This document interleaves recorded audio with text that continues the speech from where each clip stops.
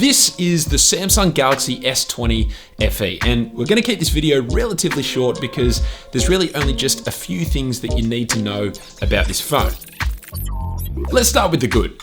So firstly, the design is actually pretty solid. It is a matte plastic back, so take that for what it is, but we've got fairly minimal bezels all the way around the front of the phone, and we've got that center hole punch, which is actually the smallest so far on any Samsung device. Now, for some reason though, Samsung felt the need to place this little chrome metallic ring around the hole punch. So even though, yes, it's smaller, it actually stands out more compared to most other phones with a hole punch. Now, the cameras are also pretty decent, kind of what we've come to expect from a mid to high range Samsung device. Images have that usual amount of Samsung punch to them, and you can get pretty decent results in most lighting scenarios. And the fact that we have 3 lenses on the back to choose from, well, it makes for a versatile and fun shooting experience. I think it captures some really nice videos as well. Okay, so to test the video quality, we're gonna do so whilst I thank today's video sponsor, Skillshare. Okay, so for those who have been living under a rock and haven't heard of Skillshare yet, well, it is an amazing online learning community that has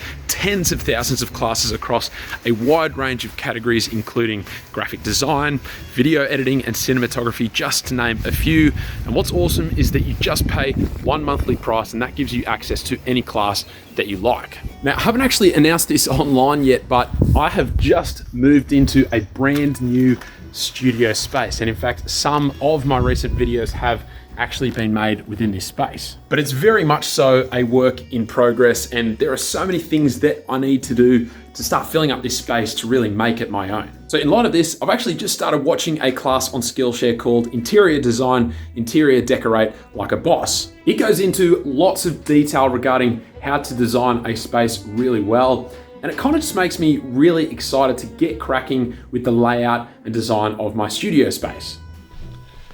Okay, so Skillshare Premium starts at less than $10 a month, but because they're sponsoring today's video, they're offering a free trial to the first 1,000 people who sign up using my link down in the description below. So definitely make sure that you check it out and get learning.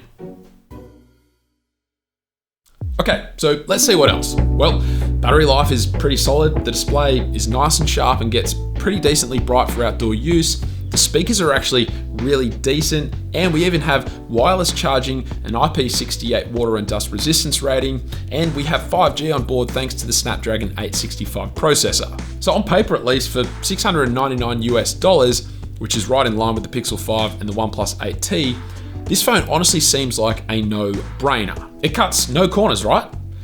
Well, unfortunately, that ain't quite the case. And in fact, to me, it actually seems like they've cut the biggest corner of them all, and that is in regards to software optimization and performance. Honestly, it feels as though this is where they've saved the most money, because the software on this phone feels very much half-baked, almost like they didn't put it through enough testing. Maybe they saved money by not having the normal amount of developers really putting the software experience through its paces like they did with their Note 20 lineup, which was a much more refined software experience. For example, whilst this phone supposedly has a 120Hz refresh rate panel, for the most part, it didn't feel like it. Animations were pretty stuttery a lot of the time, and scrolling on web pages or even just back and forth on my home screen, it just didn't have that buttery smooth feeling to it. I also noticed a number of lags here and there, despite it using pretty much the best chipset that you could get for the majority of 2020. The fingerprint sensor is also pretty woeful, even after registering my thumb twice,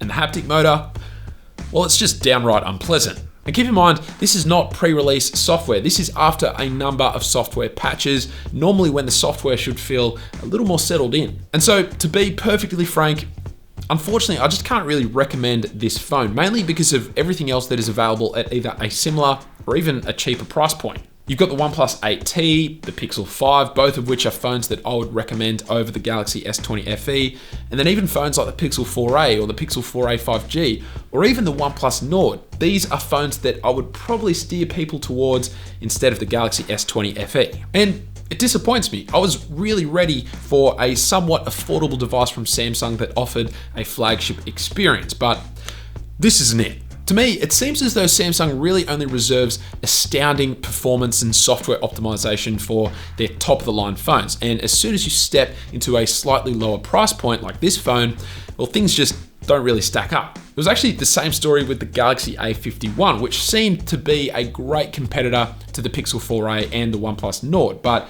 like the Galaxy S20 FE, both of these phones really only perform best on paper and not in real life. So that's it. That's where I'm leaving the S20 FE for the moment. Who knows? Maybe there'll be even more software patches down the road that will help to improve the situation, but for the moment, if you're looking for a new phone at about this price range, well, you're best off looking elsewhere.